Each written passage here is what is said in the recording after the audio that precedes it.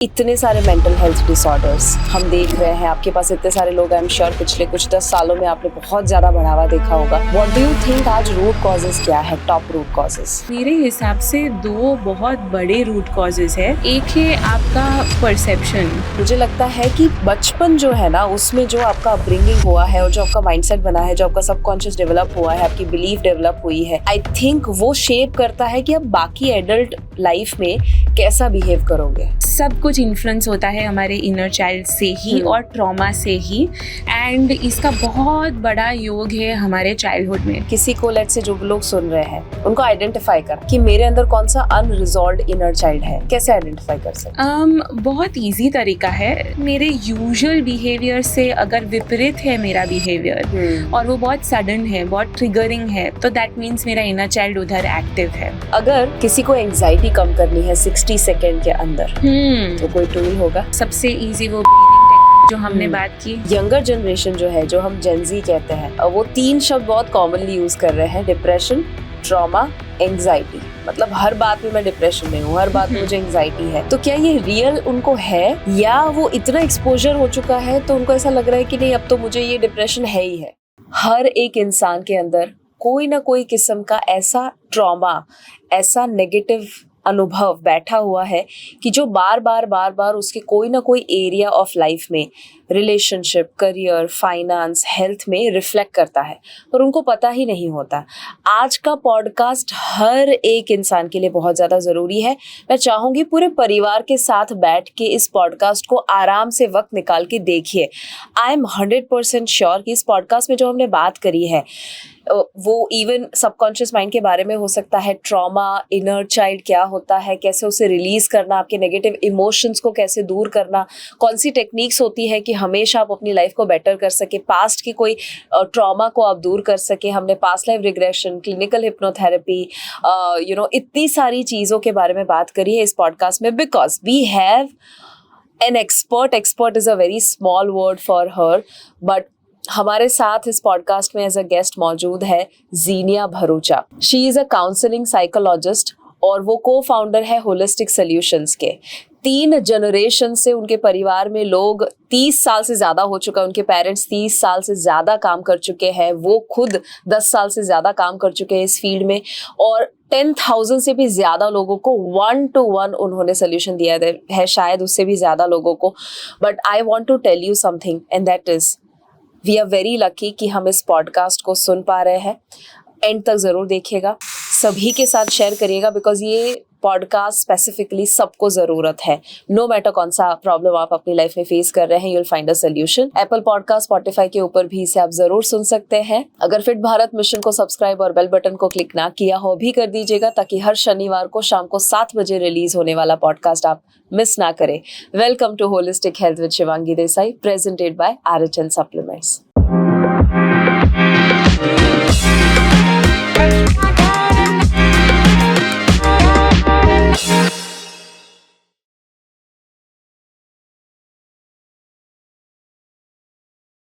Thank you so much Zeenia, आपने वक्त निकाला पॉडकास्ट के लिए। How do you feel? I am very very happy. Thank you so much कि आपने मुझे बुलाया है। लवली। मेंटल हेल्थ आपका बहुत एक्सपर्टाइज है उस सब्जेक्ट में, तो let me start with this question. इतने सारे मेंटल हेल्थ डिसऑर्डर्स हम देख रहे हैं, आपके पास इतने सारे लोग, आई एम श्योर पिछले कुछ 10 सालों में आपने बहुत ज़्यादा बढ़ावा देखा होगा। व्हाट डू यू थिंक आज रूट कॉजेस क्या है, टॉप रूट कॉजेस? सबसे पहले तो ये बहुत इंटरेस्टिंग क्वेश्चन है, सो थैंक यू ये पूछने के लिए। और मेरे हिसाब से दो बहुत बड़े रूट कॉजेस है। एक है आपका परसेप्शन, मतलब कि देखने की जो दृष्टि होती है इंसान की, वो बहुत मैटर करता है मेंटल हेल्थ इश्यूज बढ़ने के लिए। अगर आप अपने आप को एक विक्टिम पर्सनैलिटी से देखते रहते हो, वही मेंटालिटी है आपकी, तो मेंटल हेल्थ इश्यूज ज़्यादा और ज़्यादा बढ़ते जाएंगे। लेकिन अगर आप अपना परसेप्शन चेंज कर पाएंगे तो मेंटल हेल्थ इश्यूज को भी हम इजीली टैकल कर पाएंगे। सो जनरली लोगों का परसेप्शन आपने बताया विक्टिम माइंडसेट का होता है, वो क्या मतलब है आसान भाषा में, इफ यू कैन एक्सप्लेन? जी, विक्टिम माइंडसेट मतलब अगर कोई प्रॉब्लम हुआ है या कोई इश्यू हुआ है उसमें अपने आप को सबसे ये देखना कि आप डिस्ट्रेस में है, उसमें अपने आप को देखना कि आप है जिनको प्रॉब्लम सबसे ज़्यादा हो रहे हैं, आप है जो वो बहुत बेबस है, आप बहुत लाचार है, आप उसमें से बाहर नहीं आ पा रहे हैं, वो विक्टिम माइंडसेट है। और हमें वो विक्टिम माइंडसेट से आपको एक रिस्पॉन्सिबिलिटी के माइंडसेट पे या फिर आपको एक एक्शन ओरिएंटेड इंडिविजुअल के माइंडसेट पे लेना है, जहाँ पे अगर आपको लग रहा है कि आपको बेबसी हो रही है या लाचारी हो रही है, कैसे आप उसको शिफ्ट कर सकते हो, कैसे आप वो प्रॉब्लम के लिए सोल्यूशन निकाल सकते हो, कैसे उसका हल निकाल सकते हो विदाउट ये सोच के कि मेरे में ही सब प्रॉब्लम है या मेरे ही पूरी सिचुएशन में इश्यूज है। प्रॉब्लम तो सबके पास है, राइट? हमको उसको कैसे चेंज करना है उस पे फोकस लाने की जरूरत है। So let's say for example अगर कोई 15 साल से डायबिटीज से परेशान है, फीमेल है, let's say 45 year old, diabetes है, उसे 15 साल से दवाइयाँ ले रहे हैं, मूड भी बहुत ज़्यादा मूड स्विंग होते रहता है क्योंकि मेनोपॉज का समय चल रहा है थोड़ा, और उसमें सासू माँ के साथ रहना है, उसमें वो फैमिली के साथ रहना है जो बार बार क्रिटिसाइज करते रहते हैं। इसमें लोगों को ये लगता है कि मैं विक्टिम माइंडसेट में ही रहूंगा ना, मैं रिस्पॉन्सिबिलिटी या एक्शन ओरिएंटेड माइंडसेट में कैसे आऊँ? तो प्रैक्टिकली वो कैसे आए?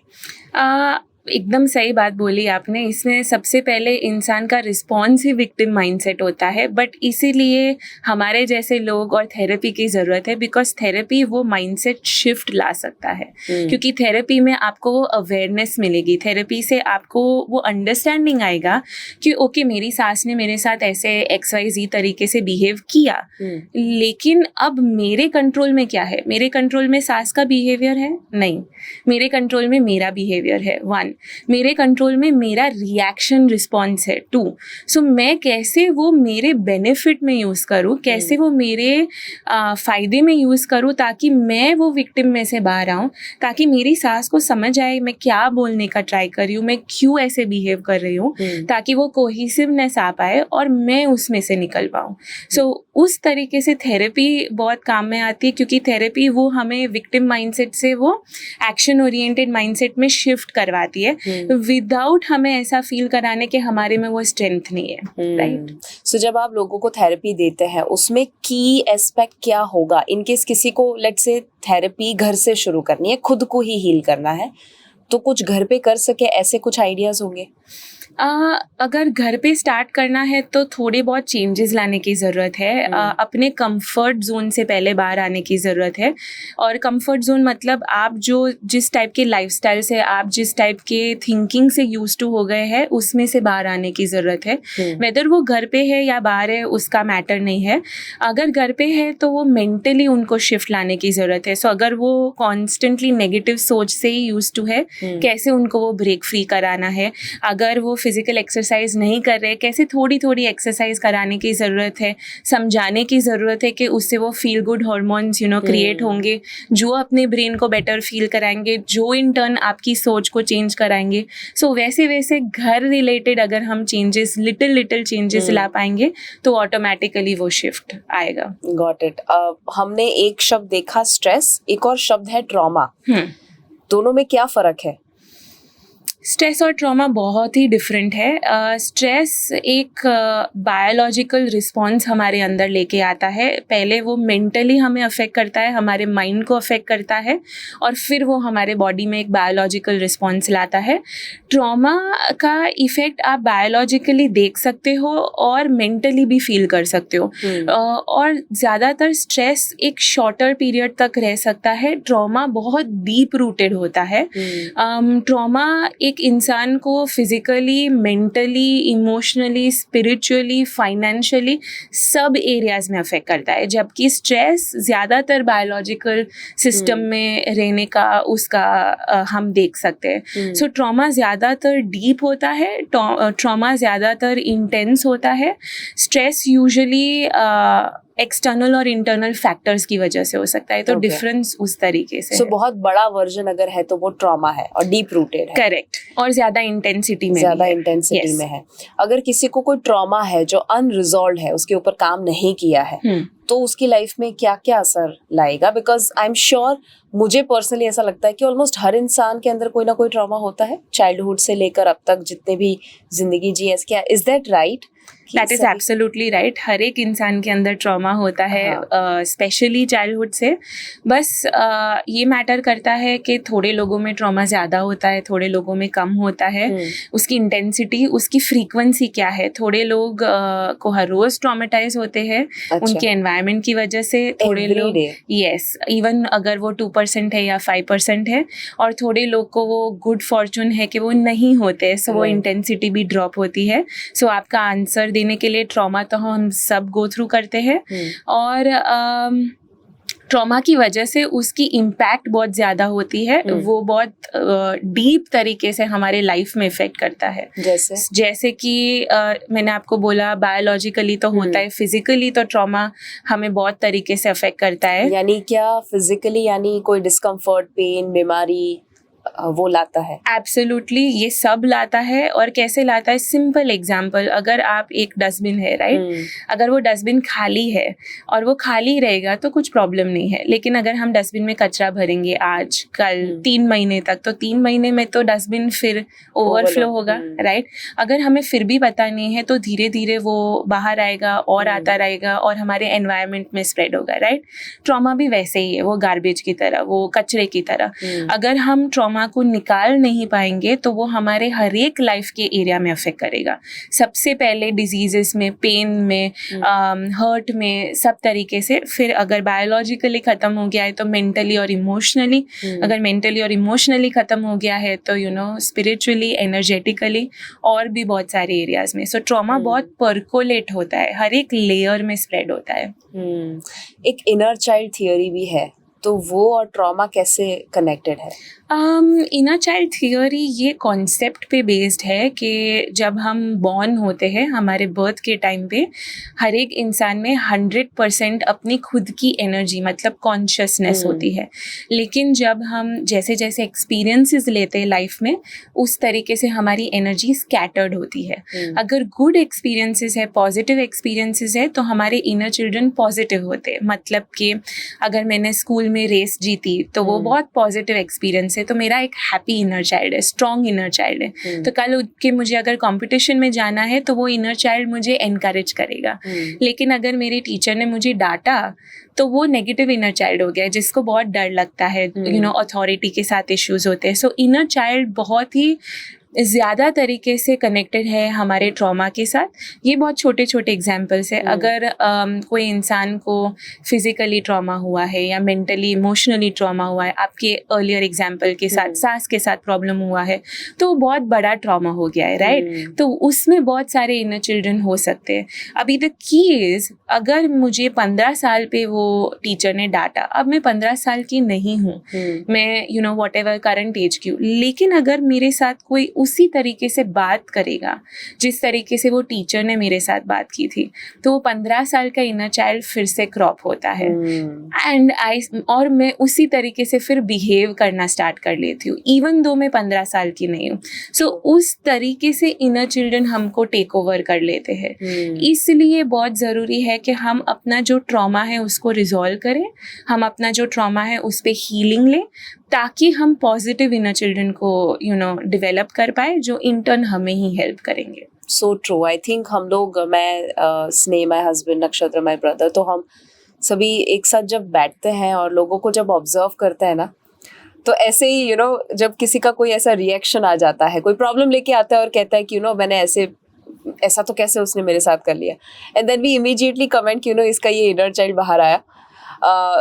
सो मुझे लगता है कि आज मैक्सिमम एडल्ट्स जो बिहेव कर रहे हैं वो ज़्यादातर, मैं कहूँ 60-70% से ज़्यादा इनर चाइल्ड से ही बिहेव कर रहे होते हैं, मेरे हिसाब से। Please correct me if I am wrong, but मुझे लगता है कि बचपन जो है ना, उसमें जो आपका अपब्रिंगिंग हुआ है और जो आपका माइंडसेट बना है, जो आपका सबकॉन्शियस डेवलप हुआ है, आपकी बिलीफ डेवलप हुई है, आई थिंक वो शेप करता है कि आप बाकी एडल्ट लाइफ में कैसा बिहेव करोगे. कितना इम्पोर्टेंट है चाइल्डहुड का अपब्रिंगिंग या बिलीफ सिस्टम बनाना? सबसे पहले आप एकदम राइट हो. Very good observation as well. I would say 60-70% even 80% population जो है हमारा, वेदर हम इंडिया में है या अब्रॉड, सब कुछ इन्फ्लुएंस होता है हमारे इनर चाइल्ड से ही और ट्रॉमा से ही. एंड इसका बहुत बड़ा योग है हमारे चाइल्डहुड में.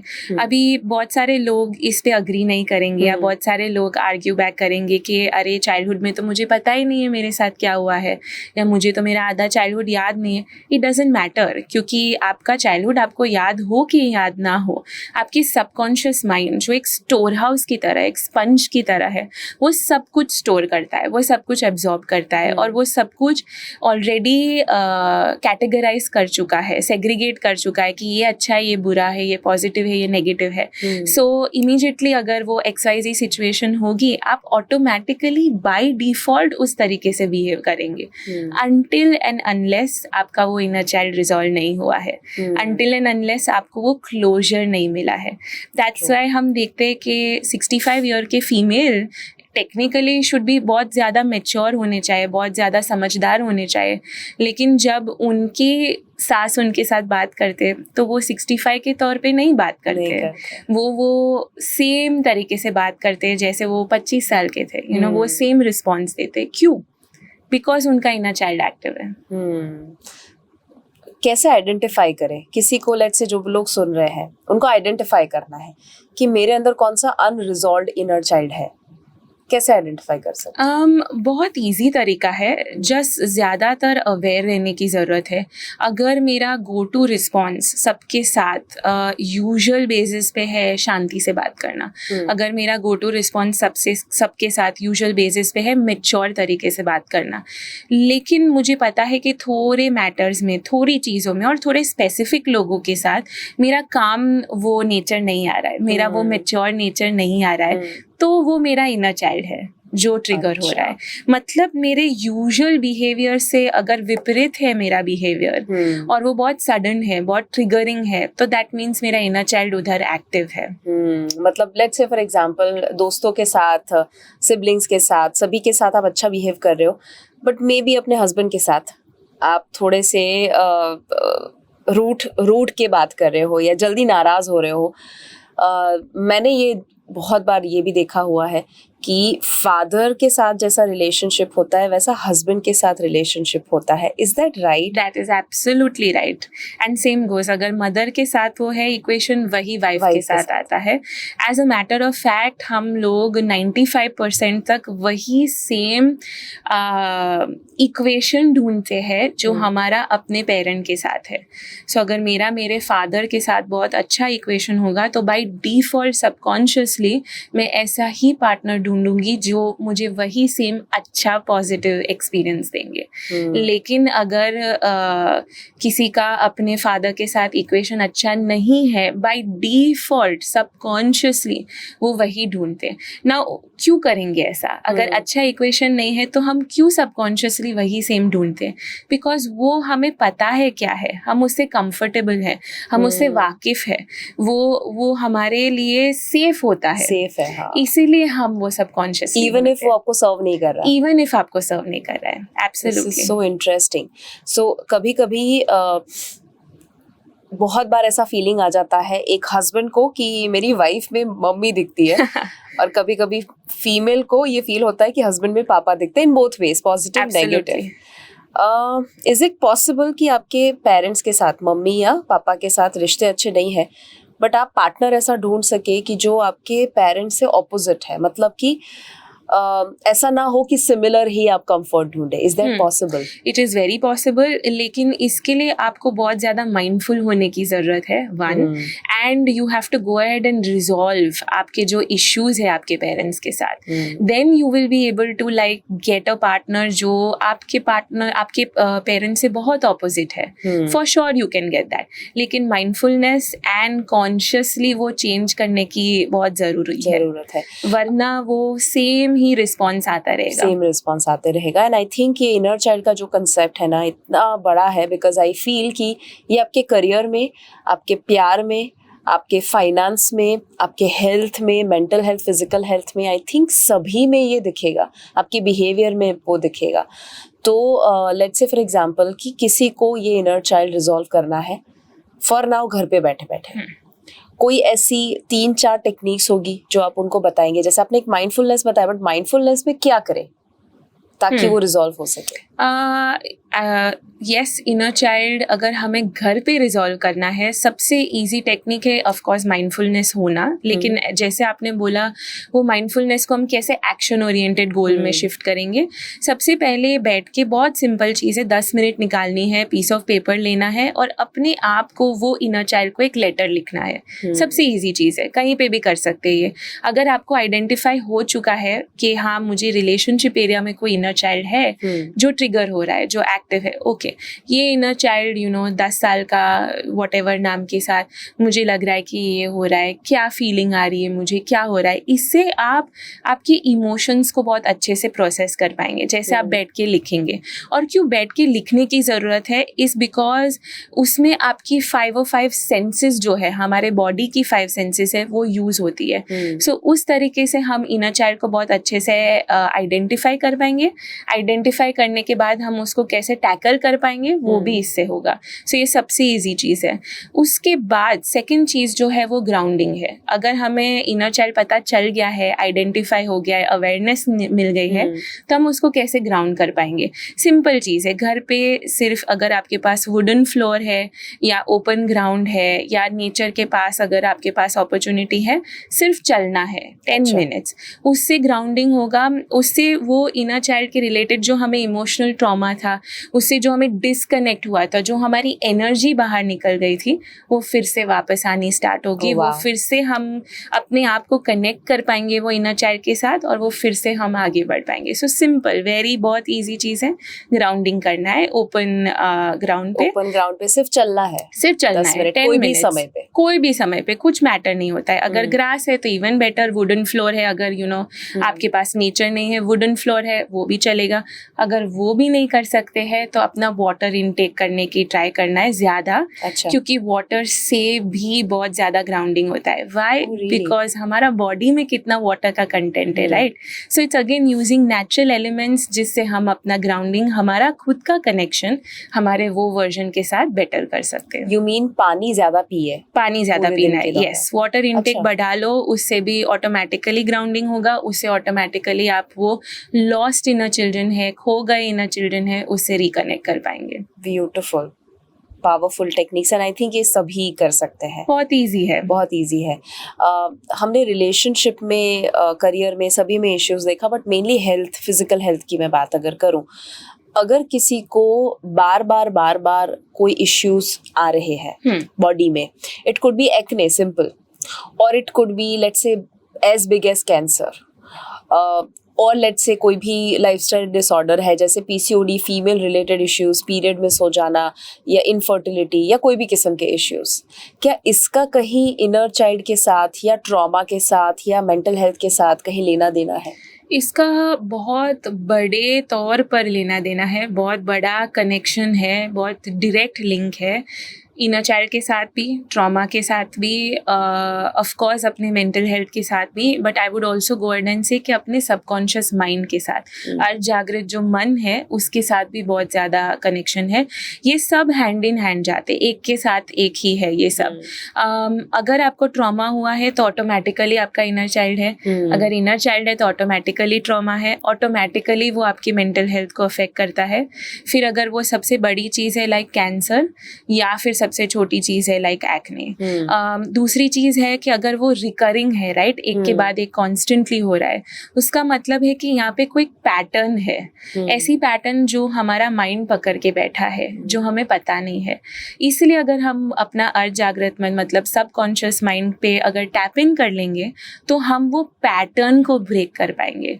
अगर हम वो पैटर्न को ब्रेक कर पाएंगे, ऑटोमेटिकली वेदर वो डिजीज़ है या एलिमेंट है या इशू है, ऑटोमेटिकली हम उसको ड्रॉप कर लेंगे। Lovely. So I think the first step is कि आइडेंटिफाई करे कि कोई फिजिकल पेन, डिस्कम्फर्ट या बीमारी या इश्यू कोई भी अगर है तो वो बार बार कौन सा हो रहा है। इट कुड बी इवन एक लेफ्ट हाथ में फ्रैक्चर होना, it could be here fall बहुत कॉन्स्टेंटली हो रहा है, बहुत सारी वजह हो सकती है, बट यू आर सेइंग कि बहुत डीप रूटेड वजह एक मेंटल हेल्थ भी होता है। तो पहले तो आइडेंटिफाई करें कि कौन सा Absolutely. रिकरिंग इश्यू है, फिर उसका सोल्यूशन कैसे ढूंढे वो, कि कैसे पता चले कि कौन सा ऐसा ट्रॉमा या इनर चाइल्ड या कौन सा थॉट है या इमोशन है जो ये ट्रिगर कर रहा है।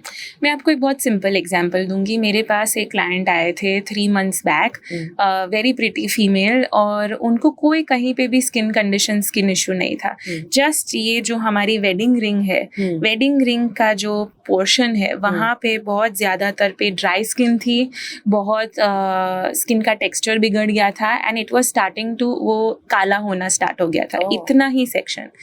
अभी पूरा स्किन एकदम नॉर्मल है, एकदम क्लीन है, क्लियर है, लेकिन ये एक सेक्शन है जो नहीं है। क्यों ऐसा? अभी वो सोचने बैठेंगे तो उनको लग रहा है कि कुछ है नहीं, राइट? हमें पता है एज अ थेरेपिस्ट कि कुछ तो है इसका मेटाफोरिकल रीजन। सो हमने थेरेपी स्टार्ट की, उनके सबकॉन्शियस माइंड के साथ टैप इन करवाया। सबकॉन्शियस माइंड पे जब वो टैप इन हुआ तब उनको एक पर्टिकुलर इंसिडेंट पे वो गए, जहाँ पे उनके हस्बैंड के साथ हनीमून के वक्त पे एक बहुत स्पेसिफिक सिचुएशन हुआ था उनकी इंटीमेसी के रिलेटेड, और वो इंटीमेसी के रिलेटेड जो पेन, जो ट्रॉमा, जो हर्ट था, वो उनका माइंड पकड़ के बैठ गया था। जब हमने उनको वो रिलीज करवाया और उनका स्पेसिफिक इनर चाइल्ड उसके तौर पे हील करवाया, ऑटोमेटिकली अब वो एरिया एब्सोल्युटली फाइन है। क्या बात कर रहे हैं? और ये जब हील हुआ उसके कितने समय के बाद ये फिंगर ठीक हुआ? As a matter of fact जब उन्होंने वो सिचुएशन देख लिया था, ऑटोमेटिकली थोड़ा थोड़ा चेंज हुआ था। लेकिन क्योंकि वो बहुत डीप इम्पैक्ट उनको हो गया था, उन्होंने वो इमोशन पकड़ के रखा था। सो जैसे जैसे वो इमोशन वो रिलीज करने लग गए तो ऑटोमेटिकली स्किन हील होने हुई। सो अप्रॉक्सीमेटली आई थिंक वो आए थे मेरे पास 1.5 to 2 months के लिए, एंड 2 months के अंदर तो in a matter of just I think 5 या 6 सेशंस लिए होंगे उन्होंने। लेकिन बिकॉज वो सबकॉन्शियस माइंड एग्जैक्ट पॉइंट पे गया, जो एग्जैक्ट ट्रॉमेटिक सिचुएशन था, और हमने वो टैप इन किया, वो स्पेसिफिक इनर चाइल्ड को हील किया, बहुत क्विक उसका रिजल्ट मिला। बट कहने का मतलब है कि बॉडी सब कुछ पकड़ता है, सब कुछ पकड़ता है, और माइंड है वो डिफरेंशिएट करता है। तो ऐसा लगता है हमें कि सबकॉन्शियस माइंड पावरफुल नहीं है, लेकिन बहुत पावरफुल है। वाओ, आप ऐसी कोई दूसरी कहानी बता सकते हैं? बिकॉज आई फील कि जब आप प्रैक्टिकली बताते हैं ना तो लोगों को क्लिक होता है, उनको ऐसा नहीं लगता है कि ये कोई हम्बक कहानी है, ये कोई नॉन साई-फाई कुछ ऐसी चीजें हैं कि ये तो प्रूव नहीं किया जा सकता, स्यूडो साइंस कुछ लोगों को लगता है। बट कोई ऐसी और कहानी है जो लोग रिलेट कर सके या समझ पाए? बहुत सारी है। ये फिजिकल लेवल पे है। अभी थोड़ा बहुत हम करियर के रिलेटेड देखते हैं। एक और क्लाइंट आए थे मेरे पास, male client, very smart, very intelligent, बहुत ही समझदार, बहुत ही स्मार्ट क्लाइंट थे। उनको अपने करियर पे, वो लॉयर थे, सभी लॉ में तो लिटिगेशन और डिसीजन मेकिंग बहुत स्ट्रांग होना चाहिए, राइट? तो वो केसेस तो बहुत अच्छे लेते थे, बहुत चूज अच्छे से कर पाते थे, लेकिन उनको जब एविडेंस देना था, जब प्रूफ देना था, तो वो प्रिपेयर कुछ XYZ करके जाते थे, पर वहाँ पे कोर्ट में ABC हो जाता था उनसे, वो बोल नहीं पाते थे, वो एक्सप्रेस नहीं कर पाते थे। उसकी वजह से उनका क्लाइंट को रिजल्ट नहीं मिलता था और वो विशियस साइकिल हो गया था। वो आए होंगे मेरे पास कम से कम 4 महीने के लिए, और वो यही बोल रहे थे कि मेरे पास क्लाइंटल बहुत अच्छा आता है, केसेस बहुत अच्छे आते हैं, मुझे पता है कि मैं ये कर सकता हूँ, मुझे पता है कि इसके बहुत अच्छे रिजल्ट ला सकते हैं, लेकिन कुछ रीजन से मैं जब कोर्ट में होता हूँ मुझसे वो बाहर ही नहीं निकलता है, वो मैं बोल ही नहीं पाता हूँ, वो एविडेंस ही पूरा उल्टा हो जाता है।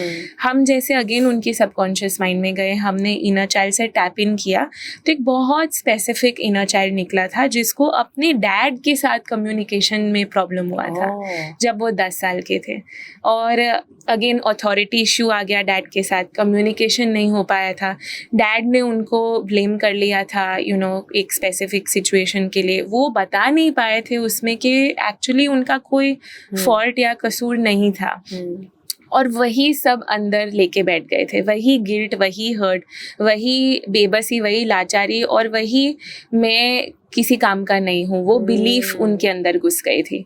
अभी इतनी डीप थी वो बिलीफ कि अब वो नहीं है वो 10 साल 12 साल के बच्चे, लेकिन फिर भी वो वही उसी तौर पे जब अथॉरिटी आती है, जब उनको कम्युनिकेट करना है, और उनको कम्युनिकेट करना है अपने लाइवलीहुड के लिए, राइट, अपने करियर के लिए, तो वो सही सेम इमोशन फिर से रेप्लिकेट हो रहा था।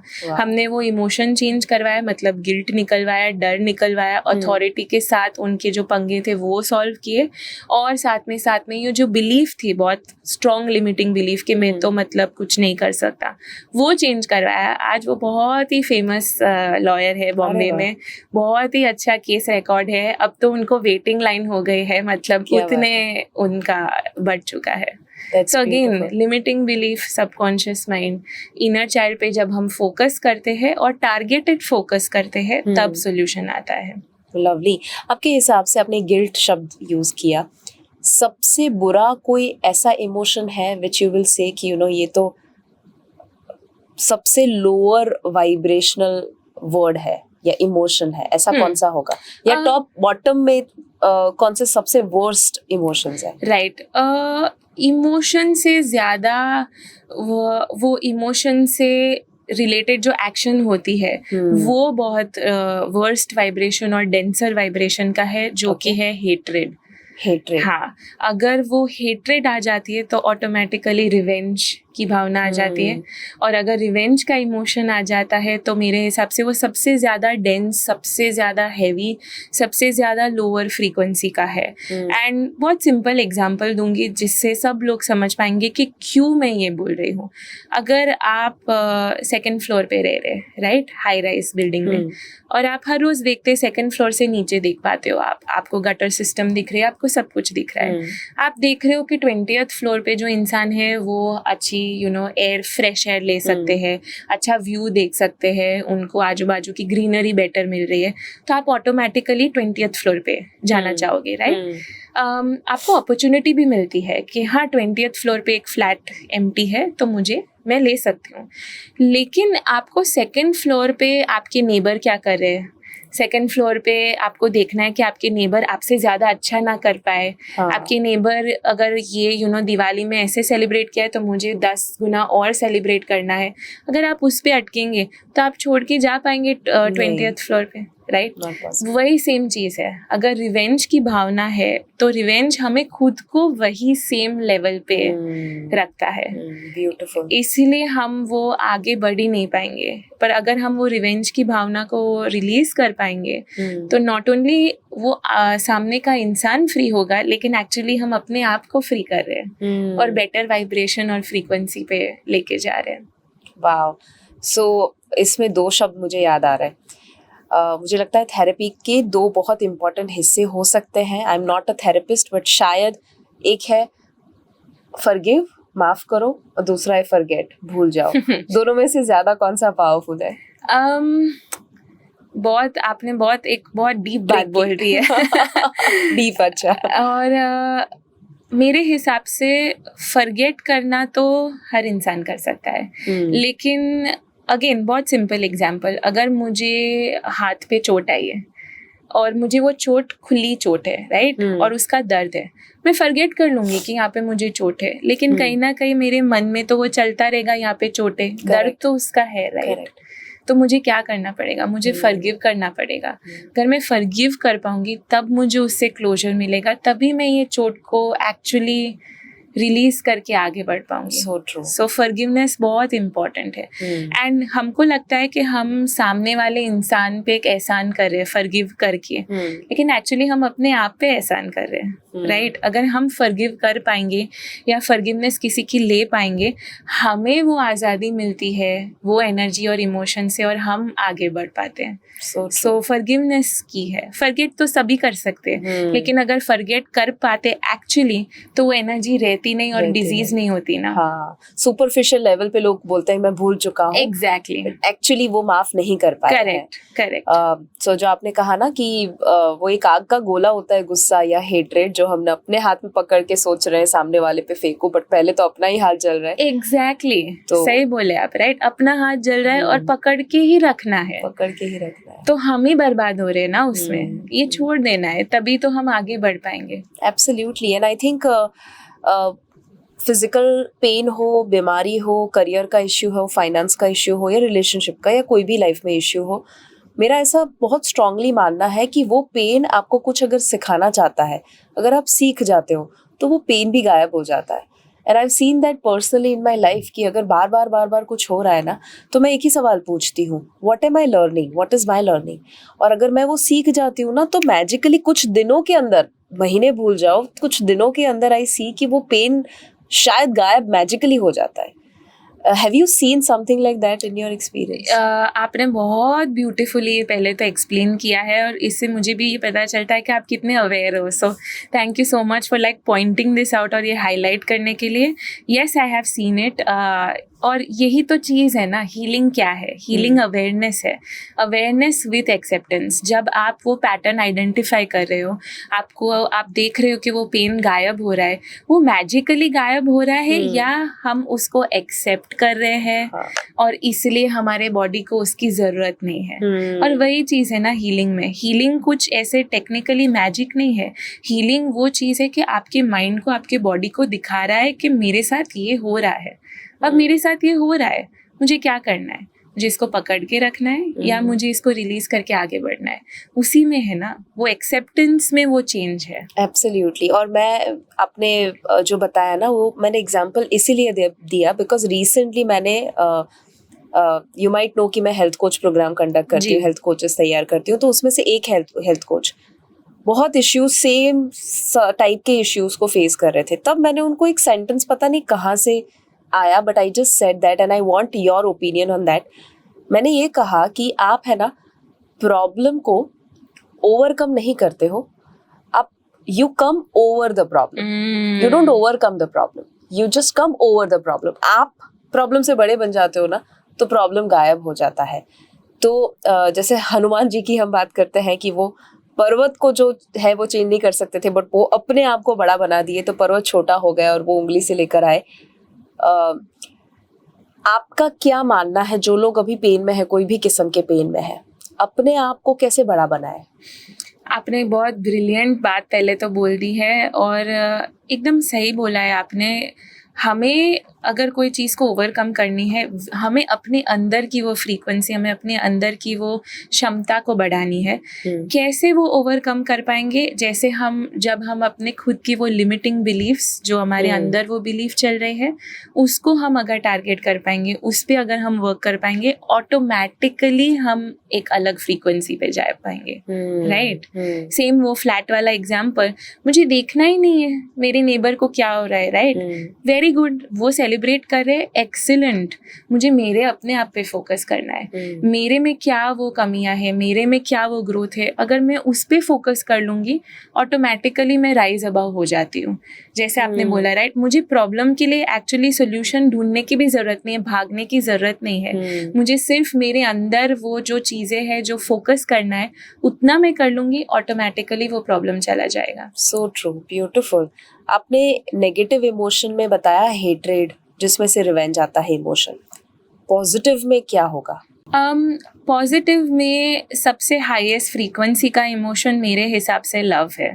Love, absolutely. And I feel कि अगर हम उसको समझ पाएंगे अच्छे तरीके से, अगर हम उसको इम्प्लीमेंट कर पाएंगे अच्छे तरीके से, वो सबसे बड़े में से बड़े प्रॉब्लम, सबसे बड़े में से बड़े इश्यूज को भी सॉल्व कर सकता है। क्योंकि लव में वो एनर्जी है, एनर्जी सबसे हाईएस्ट फ्रीक्वेंसी, एनर्जी के मैं आपको कोई भी जजमेंट से नहीं देख रही हूँ, मैं आपको कोई भी स्पेसिफिक तरीके से नहीं देख रही हूँ, मैं बस आपको एक्सेप्ट कर रही हूँ आप जैसे है वैसे, मैं वो सिचुएशन को एक्सेप्ट कर रही हूँ वो जैसी है वैसी।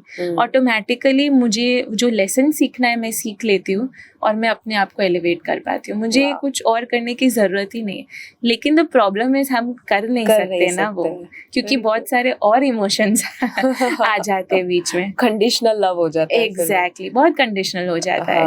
और मुझे लगता है कि वो लव जो आपने बताया वो एक अम्ब्रेला है जिसके अंदर सारे इमोशंस आ जाते हैं, ग्रेटिट्यूड भी शायद आ जाता है, शायद उसी में फॉरगिवनेस भी आ जाता है, बिकॉज यू लव समबडी और something so much that you are ready to forgive, या उसमें लेट्स से एक पॉजिटिव एटीट्यूड रखना वो भी आ जाएगा, और बाकी सारे सब कुछ हैप्पीनेस सब कुछ उसी में आ जाता है, राइट। बट अगेन वही चीज़ है ना, जैसे आपने बोला बहुत कंडीशनल हो जाता है, बहुत लिमिटेड हो जाता है। And again somewhere therapy healing हमें वो चेंज करना सिखाती है। ओके, टेकिंग आपका पहले का एग्जांपल सास के साथ, मेरी सास ऐसी है पर क्यों ऐसी है? मे बी उनके साथ कुछ हुआ है इसलिए ऐसी है, मे बी उन्होंने अपने एनवायरनमेंट में बहुत सारी प्रॉब्लम्स देखे इसलिए ऐसी है, कि अब मुझे पता चल रहा है कि वो ऐसी है क्योंकि ये हुआ है। तो अब मुझे क्या करना चाहिए? ओके, अगर मैं ABC तरीके से बात कर रही हूँ, उनको नहीं समझ आ रहा है, क्या मैं अपना बात करने का तरीका चेंज कर सकती हूँ? क्या मैं वो हेल्दी बाउंड्रीज रख सकती हूँ? क्या कर सकती हूँ मैं मेरे साइड से, ताकि मुझे उनसे वो सेम रिएक्शन ना मिले। लेकिन उसके लिए पहले ये समझने की ज़रूरत है कि वो क्यों ऐसे बिहेव कर रहे हैं ना। हम इतने फोकस्ड है अपने खुद के दृष्टि से देखने के लिए इंसान को, हमें समझ में ही नहीं आता है कि सामने वाला क्यों ऐसे बिहेव कर रहा है। So true, right. So I think if you see the person गुस्सा आएगा, but if you see through the person तो समझ आएगा एग्जैक्टली कि वो जो कर रहा है, अगर आप उसकी जगह पर होते शायद आप वही करते। एग्जैक्टली, उसको गुस्सा क्यों आया? ओके, उसको मिसअंडरस्टूड हुआ फील, इसलिए उसको गुस्सा आ रहा है। मुझे मिसअंडरस्टूड फील होता तो शायद मैं भी वही करती ना। देन वो जजमेंट निकल जाता है। Very true. क्लिनिकल हिप्नोथेरेपी जब सीखा था, आप जानते हैं उसके बारे में, कि उसमें एक सेंटेंस मैंने सुना था हरवे सर से, एंड ही सेड हमेशा इंटेंशन सबका अच्छा होता है, सिर्फ बिहेवियर गलत हो जाता है। तो अगर ये इतना भी, और मैं अभी मुझे बहुत स्ट्रांगली ये याद है कि कभी भी कोई भी बुरा बिहेव कर रहा है ना, उसका इंटेंशन तो अच्छा ही है, शायद उसका बिहेवियर उसके इनर चाइल्ड से और ट्रॉमा से आ रहा है। करेक्ट। इंटेंशन ऑलवेज हर एक इंसान का क्लीन ही होता है, क्योंकि किसी को भी दूसरे इंसान को चोट नहीं पहुंचानी है ना जानबूझ के। लेकिन उनकी वो किस तरीके से, मतलब उनका चाइल्डहुड कैसा है, उन्होंने किस तरीके से उनके आजू बाजू लोगों को बात करते हुए देखा है, वो किस तरीके से खुद बिहेव करते हैं, उस हिसाब से क्या वो इंटेंशन बाहर आ रहा है? नहीं आ रहा है। उनको कम्युनिकेट बेटर करना आता ही नहीं है, तो वो उस गलत तरीके से ही करते हैं। सो एब्सोल्युटली इंटेंशन तो सबका क्लीन है, लेकिन बोलने का नजरिया, बिहेवियर, कम्युनिकेशन स्टाइल, पैटर्न्स वो चेंज हो जाते हैं। ब्यूटीफुल। अगर किसी को डायबिटीज है, किसी को आर्थराइटिस है, PCOD है, उनको आप कुछ टिप्स देना चाहेंगे कि कैसे यहाँ पर बदलाव लाके अपने बॉडी में बदलाव ला सके, other than what you have said? I think एक ही टिप देना चाहूँगी, क्योंकि ये सबसे बड़ी टिप है, and that is try and connect अपने खुद के साथ। आज का ज़माना इतना फास्ट हो चुका है, हमारी लाइफस्टाइल इतनी क्विक हो चुकी है, हम सब अपने खुद के साथ का कनेक्शन ही भूल गए हैं। मोबाइल में या TV में या अदर डिवाइसेस के साथ ज़्यादा कनेक्शन हो गया है। जस्ट 2 मिनट्स अपने साथ बैठिए, 2 मिनट्स चेक कीजिए आपको क्या चाहिए, आपके बॉडी को क्या चाहिए। ओके, मेरे बॉडी को रेस्ट चाहिए। ओके, मेरे माइंड को सैड फील हो रहा है, मैं क्या कर सकती हूँ मेरे अपने आप को बेटर फील करवाने। लेकिन वो कनेक्शन ही नहीं है, तो कैसे हम आइडेंटिफाई करेंगे कि हमारे साथ क्या हो रहा है? So true, right.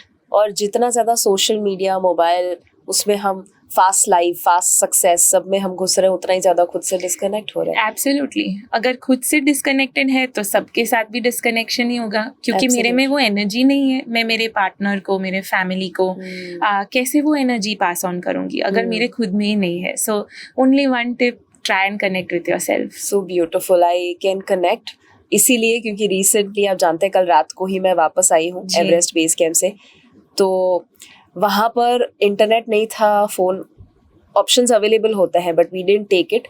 तो हम कुछ 50-60 से ज़्यादा लोग थे, तो सभी डिस्कनेक्टेड थे from phone, from internet, from outside world. अपने परिवार से बात नहीं कर पा रहे हैं, अपने काम से बात नहीं कर पा रहे हैं, कुछ भी नहीं, सिर्फ और सिर्फ वो वहाँ नेचर में है, पहाड़ों के बीच में है, नदी के बीच में है।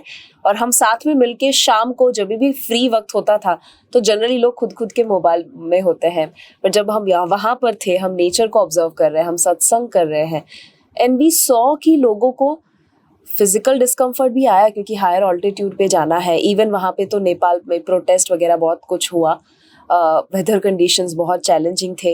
एक्सटर्नल इतना चैलेंज शायद ही किसी ने कभी अपनी लाइफ में, इंक्लूडिंग मी, फेस किया होगा, उतना वहाँ फेस किया, बट फिर भी ये इतना शांत होके वापस आया है, इतना सीख के आया है, इतना खुद से कनेक्ट होके आया है, एंड दैट प्रूव्स जो आप अभी बता रहे हैं। करेक्ट है ना। सबकॉन्शियस माइंड के ऊपर आपने बात करी कि जो हमारा अर्ध जागृत मन है वो बचपन से जो शेप हुआ है वैसे ही बिहेव करता है। आप पेरेंट्स को कोई टिप्स देना चाहेंगे? Because I think it all starts with parenting, कि आपके बच्चे के साथ है ना, ये 1 2 3 चीजें तो कभी मत करना और ये 1 2 3 चीजें हमेशा करना, वो क्या होगा? 1 2 चीज़ें जो नहीं करनी चाहिए, और मैं जितना बोलूँ इस पे उतना कम है। आपने बहुत सही तरीके से बोला, सब कुछ यहीं से स्टार्ट होता है, राइट। सबसे पहली चीज़, ट्राई कीजिए कि आप अपने और अपने बच्चों के बीच में वो अथॉरिटी इशू ना लाए। एंड मैं मेरा खुद का एग्जांपल देना चाहूँगी। मैं बहुत फॉर्चुनेट हूँ कि मेरे पेरेंट्स ट्रूली मेरे बेस्ट फ्रेंड्स हैं, एंड हम ट्रूली कोई भी चीज़ के बारे में बहुत ओपनली बात कर सकते हैं। एंड वो इसलिए है क्योंकि उन्होंने कभी भी वो अथॉरिटी बीच में लाई नहीं है। अगर मुझे 2 बजे भी लग रहा है कि मुझे बात करनी है, मैं 10 बार सोचूंगी नहीं। और अगर उनको कुछ भी चाहिए तो वो भी नहीं सोचेंगे वो मुझसे शेयर करने के लिए। वो सेम चीज़ ट्राई कीजिए अगर कर सकते हैं, क्योंकि अगर अथॉरिटी इशू आ जाएगा तो आपके बच्चे सेफ ही नहीं फील करेंगे कम्युनिकेट करने के लिए। अगर खुद के घर में, अगर खुद के एनवायरनमेंट में ही सेफ नहीं फील करे तो कैसे वो अपने करियर में, खुद के लिए, रिलेशनशिप्स में वो कर पाएंगे? वो होगा ही नहीं। सो सबसे पहले अथॉरिटी पे वर्क कीजिए। उसमें क्या मिस्टेक देखी है आपने जो लोग करते हैं? अथॉरिटी मतलब कुछ लोगों को तो वो भी समझ नहीं आएगा कि ये मेरी अथॉरिटी में दिखा रहा हूँ। बहुत अच्छा क्वेश्चन है। अथॉरिटी मतलब जितना हो सके उतना आपकी खुद की बिलीव्स उन पे मत थोपे। अगर आपको लगता है कि वो चलेगा, स्लोप पे चढ़ेगा, सबसे फॉर एग्जांपल छोटा बच्चा है और वो स्लोप पे चलेगा और वो गिर जाएगा, मत बोले उसको। उसको अपने आप एक्सपीरियंस करने दीजिए। आप आपकी खुद की फियर्स क्यों उस पे डाल रहे हैं? अरे आइसक्रीम खाने से तो सर्दी हो जाएगी, अरे इसमें ये करेंगे तो वो होगा। इट्स ओके, आपका बच्चा है, वो खुद एक अलग एक्सपीरियंस लेने आया है यहाँ पे, उसको खुद के अपने एक्सपीरियंसेस लेने दीजिए। 1 सेकेंड, वो रिजिडिटी और एक्स्ट्रा कंट्रोल अगर हो सके तो ड्रॉप कीजिए। 10 बजे सोना है तो सोना ही है, 1 घंटा ही टीवी देखना है, फ्रेंड्स के साथ बियॉन्ड द पॉइंट बाहर नहीं जाने। अगेन इतना सारा रिस्ट्रिक्शन, जितना रिस्ट्रिक्शन उतना ज़्यादा चांस कि आपका बच्चा वो रिबेल करेगा, उसको फाइट बैक करेगा, उतना ज़्यादा वो और उसका ऑपोजिट करना ट्राई करेगा। लेकिन जितना कम रिस्ट्रिक्शन उतनी ज़्यादा फ्रीडम, उतना कम उसको लगेगा कुछ भी और नया वैसे तरीके से रिबेल करने के लिए। सो रिस्ट्रिक्शन, कंट्रोल। इसमें है ना, कुछ पेरेंट्स ये बताएंगे कि पर अब डिसिप्लिन तो देना पड़ेगा कि अगर वो कुछ भी फ्रीडम दे दिया तो वो तो गलतियां कर लेगा, वो तो कुछ ऐसा कर लेगा जो नहीं करना चाहिए। तो वो बाउंड्री या वो balance, right. And that brings me to the next point, right. अगर अथॉरिटी नहीं है उसका मतलब ये नहीं है कि आप उसको ऑब्वियसली बिगाड़ देंगे। सो अगर वो कुछ गलती कर रहा है, बैठ के उसके साथ बात कीजिए, उसको एक्सप्लेन कीजिए कि उसके कॉन्सिक्वेंसेस क्या है, उसको समझाए कि अगर हम ये करेंगे तो ऐसा होगा, इसका रिजल्ट ये होगा। लेकिन आपके बच्चे पे वो रहने दीजिए कि वो अपने आप सोच सके कि उसको क्या करना है, राइट। अनफॉर्चुनेटली हमारी सिस्टम ऐसी है, सोसाइटी का कंडीशनिंग उतना है कि हमें लगता है कि हमारा ही तरीका सही है और वैसे ही बच्चों को फंक्शन करना चाहिए। उसकी वजह से 13-15 साल के बच्चे भी अपने आप खुद सोच ही नहीं पाते, जैसे अपने पेरेंट्स बोलते हैं वैसे ही करते हैं। सो इंडिपेंडेंट थिंकिंग डेवलप ही नहीं करने देते हम। सो ये 3 चीज़ें डेफिनेटली नहीं करनी चाहिए, फॉर श्योर। ब्यूटीफुल। और 3 चीजें कौन सी है जो करनी चाहिए? सबसे पहले उनको अपने फ्रेंड की तरह ट्रीट कीजिए, अपने बच्चों को। और जैसे जैसे वो जितने बड़े होते जा रहे हैं, स्पेशली अगर वो टीनेज होते जा रहे हैं, वो खुद की आइडेंटिटी अभी समझ रहे, राइट? जितना हो सके उतना उनको अपने एक एडल्ट के तौर पे देखिए, एक इक्वल के तौर पे देखिए, वो बहुत मैटर करता है। सो सबसे पहले चीज़ वो है।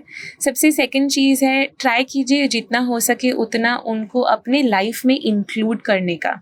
उनको दिखाइए कि आप कैसे आगे बढ़ रहे हैं, उनको दिखाइए आप किस टाइप के डिसीजंस लेते हैं, उनको वो एक्सपोजर दीजिए, तो वो समझ पाएंगे कि एज अ पेरेंट आप क्यों उस तरीके से फंक्शन कर रहे हैं। आई थिंक ये 2 खुद ही बहुत इनफ है बच्चों को आगे बढ़ाने के लिए। Beautiful. I think basically parent को वो करना है जो ऊपर वाला हमारे साथ करे। एग्जैक्टली कि फ्रीडम दीजिए, गलतियां करके ही सीखेगा। Exactly. वो अथॉरिटी दिखाता तो हम क्या करते हम इमेजिन कर सकते हैं। Exactly, right.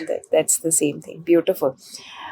जितने भी ऑल्टरनेटिव हीलिंग थेरेपी आप बोल दो, क्लिनिकल हिप्नोथेरेपी बोल दो, फैमिली कॉन्स्टिलेशंस, आप उसमें मास्टर है, आपका पूरा परिवार उसमें मास्टर है, and I have seen that, I have experienced it under you. और सब कुछ मैं इतना मानती हूँ और मुझे ऐसा लगता है कि उसने मेरी लाइफ को बहुत ज़्यादा इम्प्रूव किया है। मैंने जब भी रेकी सीखा था, क्लिनिकल हिप्नोथेरेपी और फैमिली कॉन्स्टिलेशन भी मैंने करवाया हुआ है हरवे सर, रचना मैम के साथ, तो मैंने देखा है कि ये सारी चीज़ें है ना बहुत कंट्रीब्यूट करती है for a better, positive, happier life. आपके हिसाब से कौन सी एक ऐसी थेरेपी है या एक मेथड है जो ज़्यादातर लोगों के ऊपर अप्लाई होगा या उनको करना चाहिए, ऐसा कुछ भी?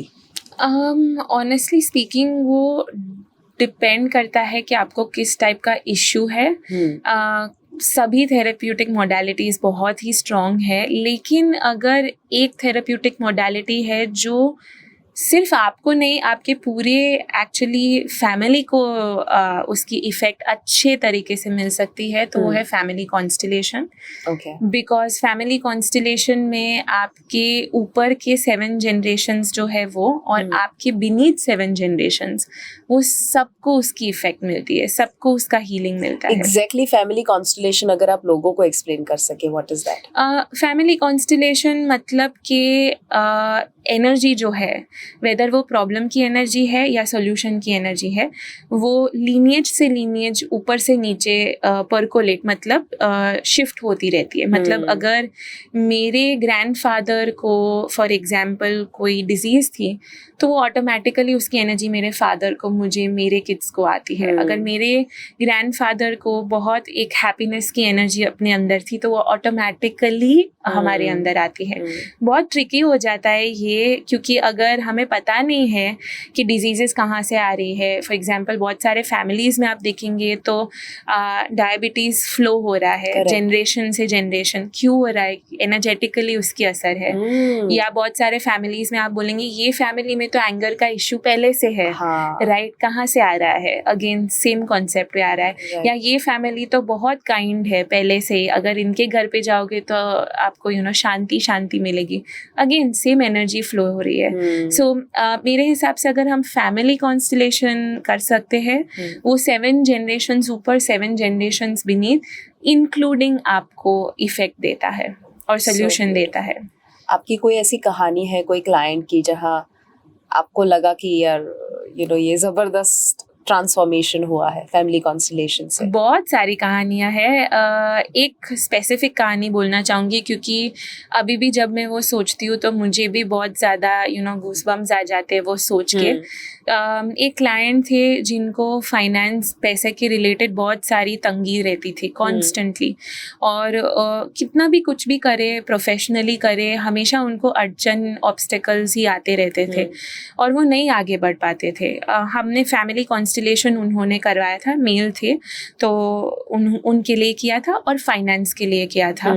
एलिमेंट हमने मनी रखा था। और जैसे जैसे वो फैमिली कॉन्स्टिलेशन एक बहुत लेयर्ड प्रोसेस है, सो जैसे जैसे वो लेयर्स खुलते गए, हमें पता चला कि बहुत ऊपर के एंसेस्ट्रल लीनेज में 7th lineage, 7 generation, 8th generation पे उनको मनी के रिलेटेड एक बहुत ही ज़्यादा हैवी ब्लॉक हो गया था फ्रॉम अ फीमेल लीनेज।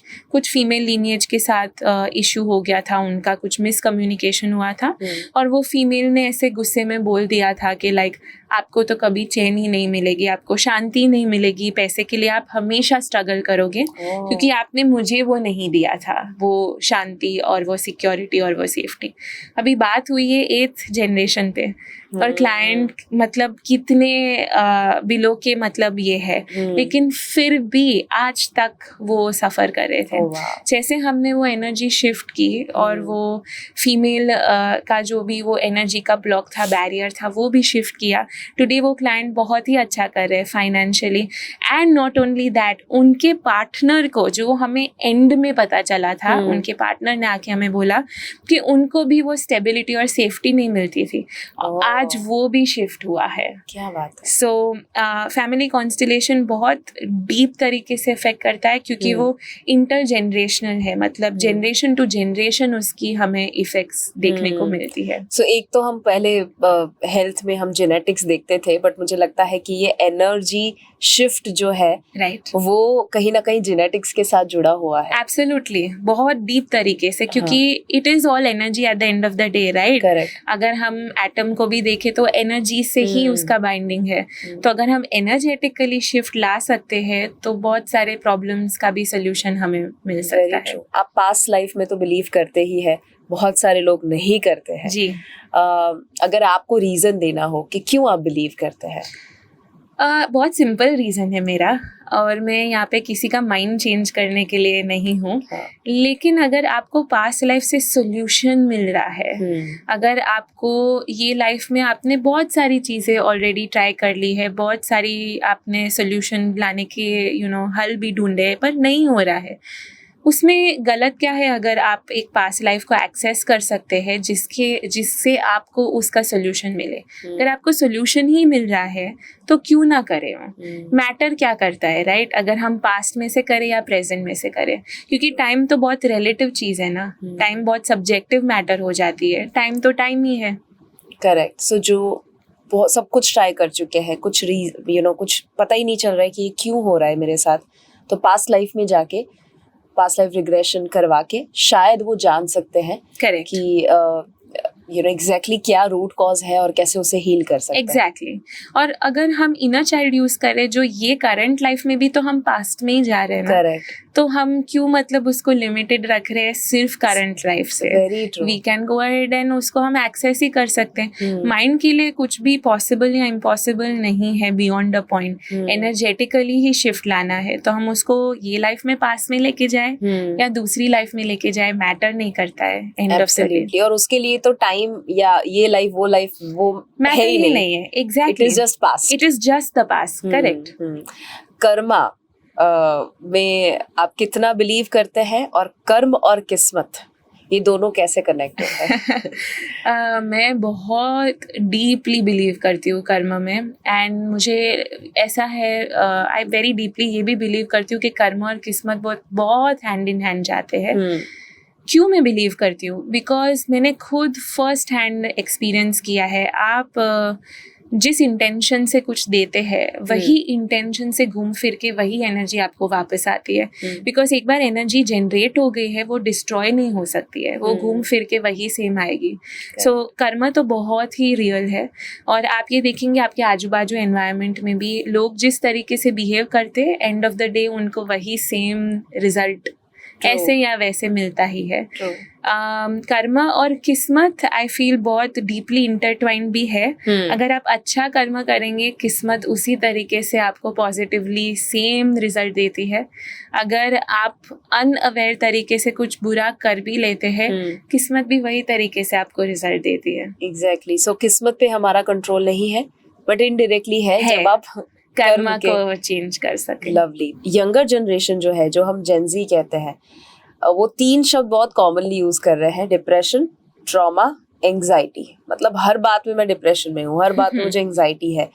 तो क्या ये रियल उनको है, या वो इतना एक्सपोजर हो चुका है तो उनको ऐसा लग रहा है कि नहीं, अब तो मुझे ये डिप्रेशन है ही है? People are openly talking about it. बहुत इम्पोर्टेंट क्वेश्चन आपने पूछ लिया है। ऑनेस्टली स्पीकिंग येस, एक्सपोजर बहुत बढ़ गया है अभी, which is very very good, बहुत अच्छी चीज़ है। लेकिन उसका थोड़ा फ्लिप साइड भी होता है, जो कि है कि वो खुद इतना सेल्फ डायग्नोस करके बैठ जाते हैं, मुझे ये है, ABC है, इसकी वजह से फॉर श्योर मुझे एंजाइटी हुई है। लेकिन वो case usually 9 out of 10 times नहीं होता है। एक रीज़न होती है कि हम बोलते हैं कि आप एक थेरेपिस्ट के पास जाए या आप थेरेपी लीजिए, बिकॉज एक थेरेपिस्ट एक बहुत न्यूट्रल इंसान होता है। हमें ट्रेन किया गया है कि आपको एक नॉन जजमेंटल, जजमेंट के बिना आपको देखे, आपकी पूरी केस हिस्ट्री ले, आपसे समझे कि आपको क्यों वो उसकी असर हो रही है, और फिर डिसाइड करे कि एक्चुअली आपको एंजाइटी है, एक्चुअली आपको स्ट्रेस है, या फिर आप सोच रहे हैं वो है।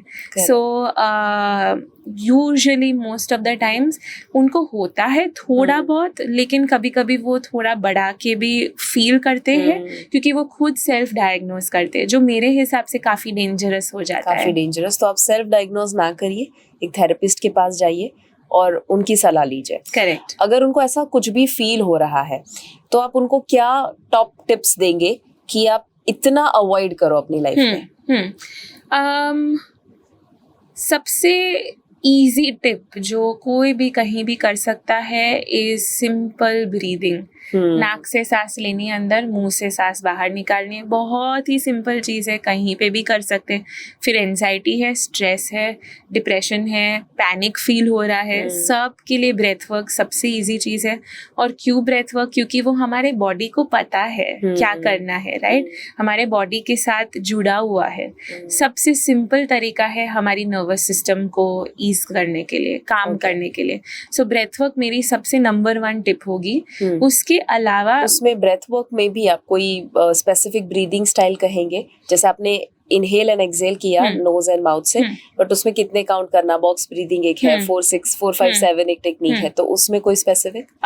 सबसे पहले स्टार्ट कीजिए नाक से सांस लेना, मुंह से बाहर निकालना। वो 2-3 राउंड बस कीजिए, उसमें कुछ काउंट करने की जरूरत नहीं है। वो आपको अपने बॉडी के साथ इन ट्यून में डालेगा। उसके बाद जाके आप बॉक्स ब्रीदिंग डेफिनेटली कर सकते हैं। 4 ब्रेथ्स इन, 4 ब्रेथ को पॉज करने का, फिर से 4 ब्रेथ्स एक्सहेल करना, फिर से 4 ब्रेथ स्टॉप करना। थिंक ऑफ अ बॉक्स अगर आप कर सकते हो उस वक्त, अगर आप वो कर लेते 2-3 राउंड, उसके बाद 2x1 breathing technique which is also known as yogic breathing technique. बहुत सिंपल है। आप जितने ब्रेथ्स अंदर ले रहे हैं उससे हाफ ब्रेथ में आपको बाहर ब्रीथ करना है। मतलब अगर आप 4 काउंट्स ब्रीद इन कर रहे हैं, 2 काउंट्स ब्रीद आउट करना है। क्यों ये हम कर रहे हैं? क्योंकि जब हम ब्रीद इन कर रहे हैं तब ज्यादा ऑक्सीजन जा रहा है अंदर। ज्यादा ऑक्सीजन जाएगा अंदर तो माइंड ऑटोमेटिकली रिलैक्स होगा, माइंड ऑटोमेटिकली रिलैक्स होगा तो बॉडी रिलैक्स होगा। और नाक से ही लेना है, और नाक से ही लेना है और नाक से ही बाहर फेंकना है। ब्यूटीफुल। उसके अलावा आप बता रहे थे ब्रेथ वर्क? वो 3 ब्रेथ वर्क में आ जाते हैं ऑटोमेटिकली। उसके अलावा हमने जो ग्राउंडिंग एक्सरसाइज बोली है वो कर सकते हैं। अगेन आपका बॉडी बहुत अच्छे से रिलैक्स होगा। 1 मोर एक्सरसाइज मैं बोलूंगी इज वेंटिंग एक्सरसाइज, क्योंकि हम इतनी सारी चीजें फील करते हैं एज ह्यूमन बींग्स, और हमें सोसाइटी ने नहीं सिखाया है कि कैसे इसको एक्चुअली एक्सप्रेस करना है। वेंटिंग से हम वो जो फील किया हुआ है वो अच्छे से प्रोसेस भी कर पाएंगे, और जो जरूरी इमोशंस नहीं है उसको बाहर भी फेंक पाएंगे। सो वेंटिंग यानी खाली करना। तो खाली करना वो कैसे करें? बहुत सिंपल है। पीस ऑफ पेपर लीजिए, 5 मिनट का टाइमर रख दीजिए अपने पास में, और बैठ के लिखिए वो सब इमोशंस, वो सब चीजें जो आपको बोलनी है, फील करनी है, जो आप नहीं बोल पाते हैं, इन डिटेल, बिना सोचे बिना समझे, जैसे भी आपको लिखना है, जैसे भी लैंग्वेज में लिखना है, और फिर बिना देखे, फिर बिना रीड करे उसको टेयर ऑफ कर दीजिए। सबसे इजी तरीका है बट सबसे इफेक्टिव तरीका है। पावरफुल। जर्नलिंग कितना जरूरी है? जर्नलिंग इज गुड, लेकिन मेरे हिसाब से अगर आप नेगेटिव चीजें जर्नल कर रहे हैं, आप आपके माइंड और ब्रेन को सिग्नल दे रहे हैं उसको स्टोर करने के लिए। सो आई वुड सजेस्ट जर्नल कीजिए फॉर पॉजिटिव थिंग्स। ग्रैटिट्यूड के लिए जर्नल कीजिए, इट्स एक्सीलेंट। आपको कुछ मैनिफेस्ट करना है उसके लिए जर्नल कीजिए, beautiful way to do it. लेकिन अगर नेगेटिव है उसको फाड़ दीजिए, टेयर कर लीजिए, फेंक दीजिए। सो आपके ब्रेन को सिग्नल मिल रही है कि अभी मुझे ये रिलीज करना है, आपके बॉडी को सिग्नल मिल रही है कि मुझे वो वेंट करना है। Jeena, this is so powerful because I feel बहुत सारे लोग स्पेशली एक सर्टेन उम्र के बाद जर्नलिंग करते हैं, राइट, तो उनको किसी पे गुस्सा आया वो लिखते हैं, और मेरे मन में हमेशा ये सवाल था कि यार आप जब लिख रहे हो तो आप इंटेंसिफाई कर रहे हो, एग्जैक्टली, तो फिर वो नहीं करना चाहिए, वो नहीं आप बता करना रहे हैं। चाहिए, So, एब्सोल्युटली, ग्रेटिट्यूड करिए, पॉजिटिव चीजों को लिखिए, बट नेगेटिव चीजों को लिखना है तो लिख के फाड़ दीजिए, जैसे आपने करेक्ट बताया। करेक्ट। Okay. आपके गोल्स जो आपको चाहिए कि आपको अचीव करने हैं, वो डेफिनेटली लिखिए, उससे बहुत इम्पैक्ट होगा। लेकिन जो आपको नहीं चाहिए उसको क्यों हम स्टोर कर रहे हैं? एब्सोल्युटली। हमारा जो एजुकेशन सिस्टम है उसमें अगर आपको कोई चीजें ऐड करनी हो, lesson, subject, let's say psychology और मेंटल हेल्थ, ये सारे एक सब्जेक्ट है, तो उसमें कौन से लेसन्स हैं या कौन सी चीजें हैं जो आप चाहेंगे कि वो इंक्लूड हो?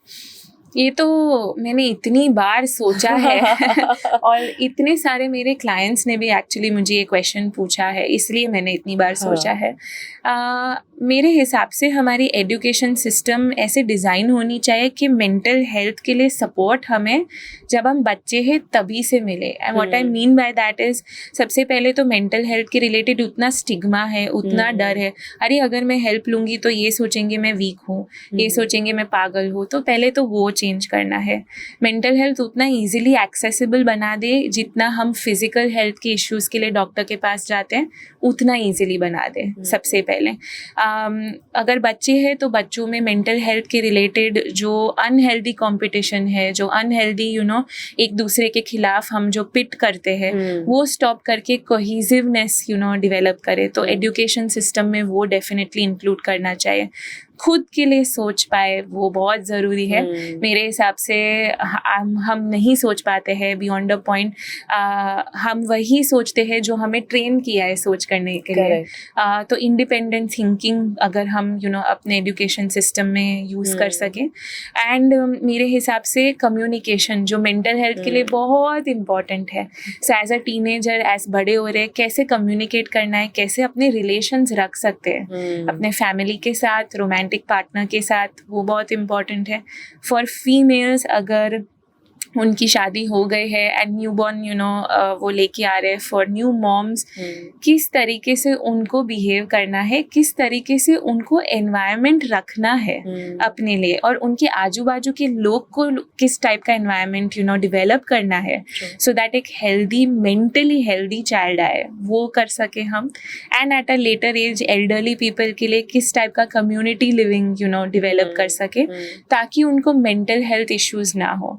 सो एवरी एज के इंडिविजुअल के लिए आई फील हमारी एजुकेशन सिस्टम इतना कर सकती है। आई थिंक थोड़ा बहुत if we can include. No, I am sure आपने बोला, अगर आई होप कि अगर ये सुन के अथॉरिटीज तक ये बात अगर पहुंचे ना, आई स्ट्रांगली फील कि पूरा भारत जो है ना वो एक नया भारत बन सकता है सिर्फ ये करने से। क्योंकि शायद जो हम अभी पढ़ रहे हैं, ठीक है जरूरी शायद होगा, बट ये ज्यादा जरूरी है। एग्जैक्टली जो कहीं कोई स्कूल कॉलेज शायद हमें सिखाता है, और इसीलिए लोग मेंटली, फिजिकली, स्पिरिचुअली, इमोशनली हर एरिया में सफर कर रहे हैं। एग्जैक्टली, नो डिसरिस्पेक्ट, लेकिन बैटल ऑफ पानीपत जान के मैं क्या करूँगी अभी? एग्जैक्टली। मुझे मेरी मेंटल हेल्थ कैसे बेटर करनी है, मुझे रियल लाइफ में कैसे ग्रो करना है, मुझे अगर वो सीखने मिलेगा तो मैं इजीली फंक्शन कर पाऊंगी लाइफ में। Absolutely. But I am happy कि एटलीस्ट जो लोग ये पॉडकास्ट देख रहे हैं, आपके पास आ रहे हैं, थेरेपी लेते हैं, जो जो वर्कशॉप्स होते हैं उसे अटेंड करते हैं, तो काफ़ी नॉलेज वो अपने तरीके से ही गेन कर सकते हैं। And that is why learning कभी ख़त्म नहीं होता। सीखना कभी बंद नहीं करना चाहिए। ऐसा नहीं कि आपने डिग्री पा लिया, सीखना ख़त्म। एक्चुअली तभी से रियल लर्निंग शुरू होता है। Absolutely right. अगर किसी को एंग्जाइटी कम करनी है 60 सेकेंड के अंदर, तो कोई टूल होगा? अगर 60 सेकेंड्स ही है तो सबसे इजी वो ब्रीदिंग टेक्निक जो हमने बात की वही कर लो। वेरी इजी टू डू, कहीं पे भी हो आप कर सकते हो, सबसे बेस्ट तरीका है। ओके। किसी को अगर बहुत ज़्यादा फियर है कोई बात का, तो उसमें कौन सी प्रैक्टिस करनी चाहिए? अगर फियर है बहुत सारी चीज़ों के लिए, आई थिंक अपने आप को जितना हम एक्सपोज कर पाएंगे वो सिचुएशन या दूसरे सिचुएशंस को सबसे इजी होगा। लेकिन एक्सपोज करने के लिए अपने आप को सिर्फ ये माइंड फ्रेम में रखना है कि मुझसे हो सकता है, वर्स्ट क्या होगा इससे, मुझे थोड़ा घबराहट होगी अगर मैं स्टेज पे जाऊंगी, मुझे घबराहट होगी अगर मैं बात करूंगी, इट्स ओके। सिर्फ यही है वर्स्ट केस पॉसिबिलिटी, और कुछ वर्स्ट केस है नहीं। सो अपने आप से बात करना और वो फियर को ड्रॉप करना सबसे इजी तरीका है। ओके, अगर किसी को डिप्रेशन फीलिंग आ रहा है तो उसमें क्या करना है? अगर डिप्रेशन फीलिंग आ रहा है, आई वुड रियली सजेस्ट कि आप एक थेरेपिस्ट के पास जाए, बिकॉज कब से हो रहा है, क्या है इंटेंसिटी, सिर्फ डिप्रेशन है, डिप्रेशन के साथ उसको पैनिक अटैक भी आ रहा है, क्या है उसके सिम्टम्स, अगर हम वो देख पाएंगे तो फॉर श्योर। लेकिन अगर सिर्फ सरफेस लेवल पे स्टार्ट हो रहा है तो बैठना है अपने आप के साथ, 2 मिनट का टाइम लेना है अपने आप के साथ और चेक करना है क्यों मुझे ये फील हो रहा है, क्या मैं वो ट्रिगर आइडेंटिफाई कर सकती हूँ। अगर मैं वो ट्रिगर आइडेंटिफाई कर सकती हूँ, मेरे इमोशंस को मैं इजीली कंट्रोल में ला पाऊंगी। ब्यूटीफुल। अगर किसी को बहुत गुस्सा आता है तो कौन सी 60 सेकेंड की प्रोसेस करनी चाहिए? अगर गुस्सा आता है तो 2 मिनट भी नहीं, 60 सेकेंड्स के लिए वो जगह से बाहर चले जाए जहाँ से आपको ट्रिगर हुआ है और थोड़ा पानी पी लीजिए। Simple, very effective, very doable technique too. Okay, अगर कोई सोशल मीडिया यूज कर रहा है, स्क्रॉल करते करते जेलसी फील हो रही है कि ये तो गोवा घूम रहा है और ये तो यहाँ गया है, तो नई गाड़ी ली, उस वक्त क्या करना चाहिए? उस वक्त ये सोचना चाहिए कि क्या ये जेलसी से मुझे गाड़ी मिल जाएगी? Beautiful question. मुझे तो नहीं मिलेगी ना, तो फिर क्यों मैं ये रख रहा हूँ? मुझे क्या करना है जिससे मुझे गाड़ी मिलेगी, मुझे उस पे फोकस करना चाहिए। So ask the right question. Lovely. I have some rapid fire questions, Zenia. Are you ready? Yes. Short में आप एक लाइन में, एक सेंटेंस, एक वर्ड में, जो फ्रेज में सही लगे, you can answer. सबसे बड़ा मिथ मेंटल हेल्थ को लेकर जो आपने सुना हो वो क्या है? कि मेंटल हेल्थ सिर्फ पागलों को क्योर करने के लिए बना हुआ फील्ड है, वो सबसे बड़ा मिथ है। वाओ, आपके हिसाब से मेंटल हेल्थ या थेरेपी की कितने % लोगों को जरूरत है, भारत में या दुनिया में? I think 100%। I knew that, correct. I think सभी को कहीं ना कहीं या तो कोई ट्रॉमा से दूर जाने के लिए या तो कोई पॉजिटिव गोल अचीव करने के लिए। एब्सोल्युटली, छोटी छोटी चीज़ों के लिए भी आप हेल्प ले सकते हैं। ज़रूरी नहीं है कि अगर कुछ बड़ा प्रॉब्लम है तभी जाके मैं करूँगी, राइट? हम एक्सरसाइज थोड़ी ना सिर्फ डिजीज को रिलीज करने के लिए करते हैं, हम एक्सरसाइज इसलिए भी करते हैं because we want to be fit. So mentally healthy also भी तो होना ज़रूरी है। डाइट का कितना % असर होता है आपके माइंडसेट या मेंटल हेल्थ? आई थिंक ये बहुत ज़्यादा, 60 to 70% एटलीस्ट। अगर आप अच्छा डाइट लेते हैं तो वो again feel good hormones create करते हैं, विच इन जनरल मेंटली आपको बेनिफिट देता है। Lovely. And exercise? Even more, because वो आपको मेंटली फिट बनाता है अलॉन्ग विथ आपको फिजिकल एनर्जी देता है। So I feel exercise plays a very important role. So diet और एक्सरसाइज में ज्यादा जरूरी एक्सरसाइज है जब मेंटल हेल्थ की बात आती है? In a way a little bit more, yes, क्योंकि एक्सरसाइज आपको वो इमोशंस वेंट करने के लिए भी चांस देता है, इसलिए वो थोड़ा अपर एज है। ट्रू। आपने जो वेंट आउट इमोशंस का बताया ना, हमारे जिम में एक कोट है कि पूरे दिन का गुस्सा, पूरे दिन का नेगेटिविटी और पूरे दिन का जेलसी ये 1 घंटे के जिम में निकाल दो। एग्जैक्टली। लवली। कोई पास्ट लाइफ रिग्रेशन किसी क्लाइंट को आपने किया हो और शॉर्ट में अगर कोई ऐसा शॉकिंग ट्रूथ आपको जानने को मिला हो जो ऐसा लगा कि wow, I mean this is unbelievable, ऐसा कुछ है? Yes, as a matter of fact एक पास्ट लाइफ किया था एक क्लाइंट के लिए। उनको वो लैंग्वेज आती भी नहीं थी, बट वो लैंग्वेज में स्टार्ट करना बात करना स्टार्ट कर रहे थे और मुझे गूगल ट्रांसलेट रखना पड़ा था क्योंकि मुझे भी वो लैंग्वेज नहीं आती थी। एंड अगेन वो सिर्फ प्रूफ है कि जो लोग सोचते हैं कि ये रियल नहीं है, इट इज़ वेरी रियल, और माइंड बहुत केपेबल है। अनबिलीवेबल। हिप्नोसिस या क्लिनिकल हिप्नोथेरेपी को लेकर कोई मिसकंसेप्शन जो लोगों को है? सबसे बड़ा मिसकंसेप्शन ये है कि हिप्नोसिस या क्लिनिकल हिप्नोथेरेपी आपको कंट्रोल कर लेता है या अपने वश में कर लेता है। वो एब्सोल्युटली रॉन्ग है। आप खुद कंट्रोल में होते हो और आप कंप्लीटली अवेयर होते हो। ब्यूटीफुल। क्या आपका अर्ध जागृत मन कोई भी दवाई से ज्यादा पावरफुल है? 100% yes, for sure. Lovely. Anti depressants आज जो प्रिस्क्राइब हो रहे हैं, कि आपको लगता है वो ज़रूरत से ज़्यादा हो रहे हैं? मैं एक्सपर्ट तो नहीं हूँ इस मैटर पे, लेकिन जितना तक थोड़ा बहुत मैंने जो देखा है काफ़ी हद तक हाँ। ओके। किसी को अगर चूज़ करना हो कि मैं दवाई लूँ या थेरेपी लूँ या दोनों लूँ, कैसे चूज़ करें? आई थिंक अगेन मैं दवाई के लिए तो मैं नहीं रेकमेंड कर सकती, लेकिन थेरेपी जो मेरी स्पेशलिटी है, आई फील आपको थेरेपी लेनी चाहिए छोटी चीज़ या बड़ी चीज़ के लिए। और वेट नहीं करना चाहिए। वेट मत कीजिए कि वो इशू बहुत बड़ा हो जाए फिर ले। जब वो छोटा है या आपको लग रहा है कि कुछ है, तभी से स्टार्ट कर लेना चाहिए। ब्यूटीफुल। अगर सबकॉन्शियस माइंड आपकी लाइफ को 95% तक अगर कंट्रोल करता है, 90-95%, तो क्या आपके पास कोई फ्रीडम भी है? आपके पास फ्रीडम ये है कि आप आपके सबकॉन्शियस माइंड को कैसे ट्रेन कर सके। That is your freedom. Lovely. सबसे फास्टेस्ट तरीका क्या है सेल्फ मास्टरी तक पहुंचने का? Working with your subconscious mind the right way सबसे फास्टेस्ट तरीका है। Okay, lovely. ऑलराइट। अगर कोई अनरिजॉल्व्ड पेन है तो वो जनरेशन टू जनरेशन पास होगा? हाँ, होता है कॉन्स्टेंटली। और उसके लिए फैमिली कॉन्स्टलेशन या ट्रांसपर्सनल रिग्रेशन थेरेपी जो इंटरजेनरेशनल थेरेपी है वो यूज करेंगे तो बहुत इजीली हम उसको सॉल्व कर पाएंगे। ब्यूटीफुल। अगर हीलिंग, सही वाला हीलिंग, ट्रू हीलिंग को एक्सप्लेन करना हो एक सेंटेंस में, तो वो क्या होगा? सही वाला healing is overall growth and development इंसान के लिए। सिर्फ डिजीज, सिर्फ पेन नहीं, overall growth, mental, emotional, physical, सब कुछ। ओके। थेरेपिस्ट को देखना चाहिए, उसके लिए फर्स्ट साइन क्या होगी कोई इंसान को अगर आइडेंटिफाई करना हो? फर्स्ट साइन ये है कि अगर आपको मेंटली आपके खुद की तरफ फुल्ली नहीं लग रहा है या फिजिकली वो नहीं लग रहा है या इमोशनली नहीं लग रहा है, आपको कुछ ऑफ लग रहा है, इवन अगर वो 1% है तो मत वेट कीजिए, प्लीज जाइए। ओके। क्या स्ट्रेस से फिजिकल बीमारियां, तकलीफें आती है? बहुत ज़्यादातर तक, बिकॉज वो मेंटली पर्कोलेट होता है, शिफ्ट होता है, एनर्जी में आता है और एनर्जी से हमारे फिजिकल बॉडी में आता है। क्या ओवर थिंकिंग का कोई सल्यूशन है? सबसे इजी सॉल्यूशन है जितना हो सके उतना आपके माइंड को ऑक्यूपाई कीजिए प्रोडक्टिव कंस्ट्रक्टिव चीज़ों में, ऑटोमेटिकली वो ओवर थिंकिंग धीरे धीरे ड्रॉप होगा। लवली। क्या डिप्रेशन सिर्फ दुख है या कुछ और है? डिप्रेशन सिर्फ दुख नहीं है, डिप्रेशन के बहुत सारे लेयर्स है और वो डिटरमिन होता है आपके अंदर के इंटरनल और एनवायरमेंटल फैक्टर्स से। लवली। क्या थेरेपी तभी भी काम करेगी जब कोई उसमें बिलीव नहीं करता?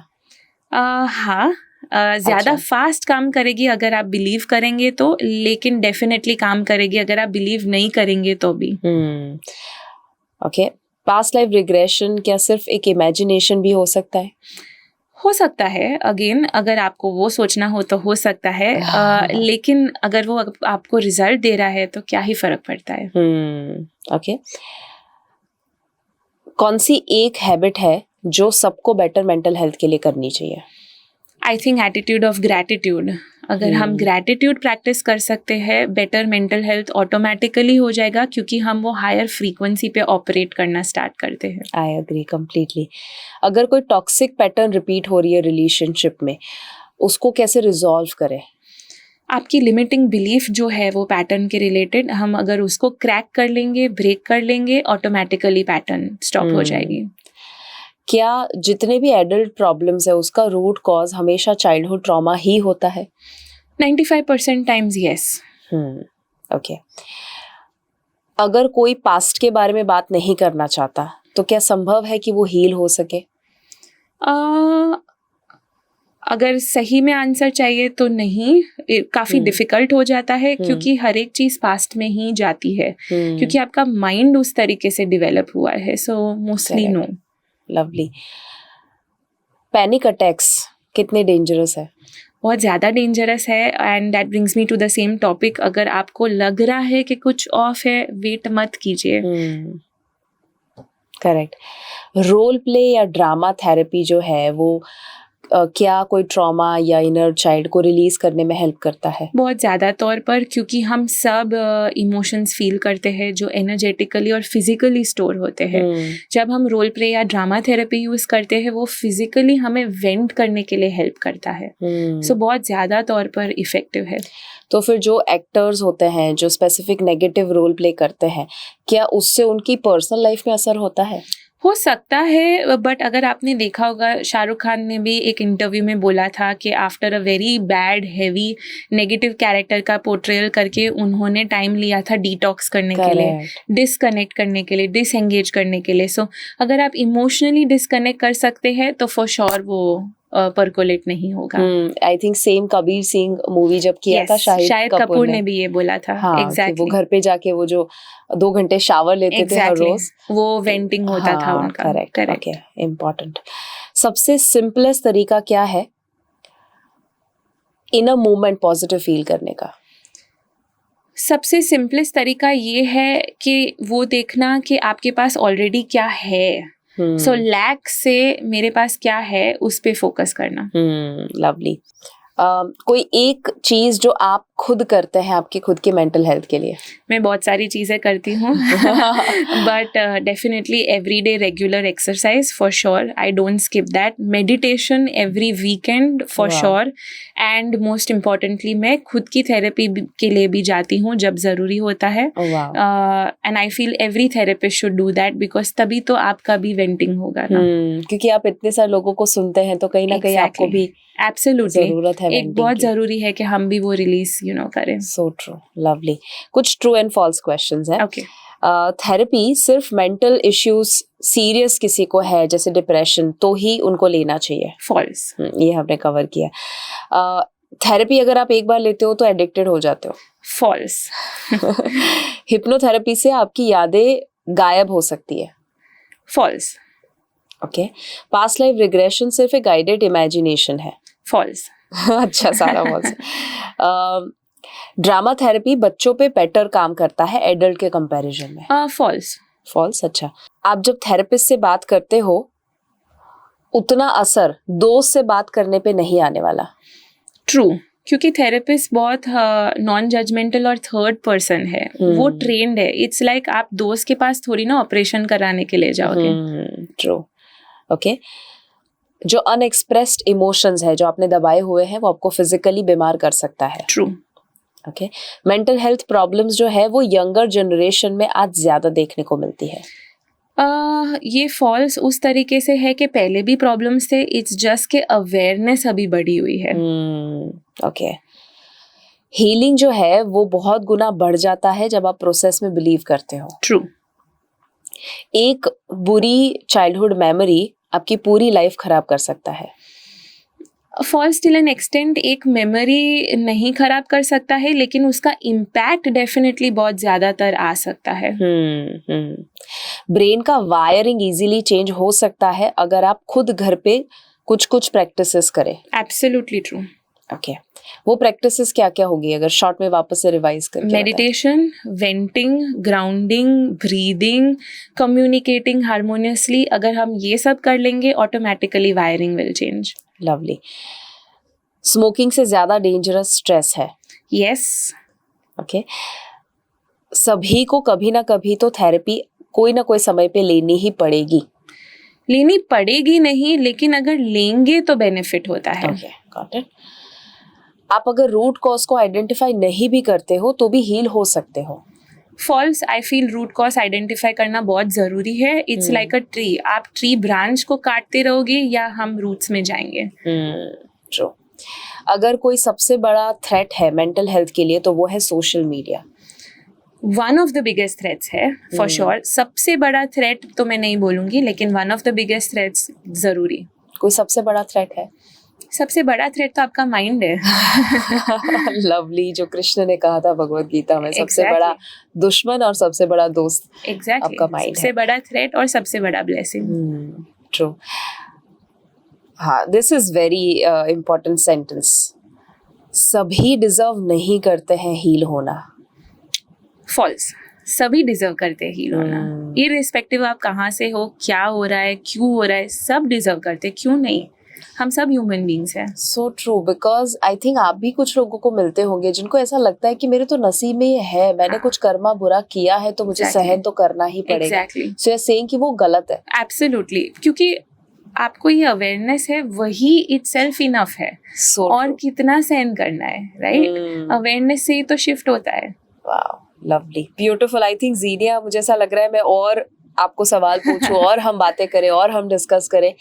मुझे ऐसा लगता है कि ये 1.5 घंटे का कॉन्वर्जेशन अगर कोई भी सुन ले तो उसके लाइफ में नो मैटर कौन से एरिया में प्रॉब्लम है, उसको इतने सारे सोल्यूशन मिल चुके होंगे। And I am so grateful to you for your time. आप इतनी सारी बातें जो शेयर किए हैं, इफ देयर इज एनीथिंग जो आप एंड में कहना चाहे, what would that be? Only one thing जो मैं बोलना चाहूँगी वो ये है कि बहुत सारे लोगों को लगता है कि थेरेपी वीक माइंडेड के लिए है, या थेरेपी उसी इंसान को लेनी चाहिए जिसको बहुत बड़े प्रॉब्लम्स है। अगेन एंड अगेन मैं ये बोलूँगी, थेरेपी सब ले सकते हैं और लेनी चाहिए, क्योंकि आपका overall quality of life better होता है। वीक या स्ट्रॉन्ग माइंडेड जैसा कुछ नहीं है। हम 10 बार तो सोचते नहीं है जब हम डॉक्टर के पास जाते हैं, राइट? हम 10 बार सोचते नहीं है जब हमें एक्सरसाइज करनी है। हम ये तो नहीं बोलते exercise is for the weak minded, तो हम क्यों ये बोल रहे हैं? So please allow yourself to experience therapy, allow yourself to work आपके खुद पे इश्यूज पे। हमारी खुद की लाइफ बेटर हो जाएगी अगर हम ये करेंगे। So true. Thank you so much Zeenia, बहुत मजा आया। Thank you so much, I had such a good time. मुझे बहुत मजा आया, इतने अच्छे और थॉटफुल और डीप क्वेश्चंस पूछे हैं, सो thank you. Thank you and I will see you very soon. Yes. ये पूरा कॉन्वर्जेशन अगर आपने सुना है ना, आपका परसेप्शन, आपका माइंडसेट, आपका सोचने का नजरिया, लोगों के साथ बात करने का नजरिया आई एम श्योर बदलने वाला है। मुझे कमेंट में लिख के जरूर बताना कि आपने क्या फील किया, क्या महसूस किया, आपका नजरिया अगर बदला वो क्या है, सबसे बेस्ट क्या लगा, जरूर शेयर करिए। I am going to read every comment. मैं चाहती हूँ कि इस पॉडकास्ट को सिर्फ अपने तक मत रखना। आई होप आपने इसे परिवार के साथ देखा है, अपने चाहने वालों के साथ देखा है। शेयर ना किया हो तो अभी कर दीजिएगा। और मैं हाईली रेकमेंड करती हूँ कि अगर आपको ये पॉडकास्ट अच्छा लगा ना, तो शिवानी दीदी के साथ जो हमने पॉडकास्ट किया था वो भी आपको बहुत अच्छा लगेगा। आप जरूर इस लिंक के ऊपर क्लिक करके उस पॉडकास्ट को इसके बाद देख सकते हैं। वापस से हम जल्द ही मिलेंगे एक नए गेस्ट, एक नए टॉपिक, एक नए सोल्यूशन के साथ। इसे आप एप्पल पॉडकास्ट और स्पॉटिफाई के ऊपर भी जरूर सुन सकते हैं। नेक्स्ट टाइम मिले, तब तक याद रखिएगा, holistic health with Shivangi Desai presented bye RHN supplements में, एंड दैट इज, अगर हेल्थ है तो सब है।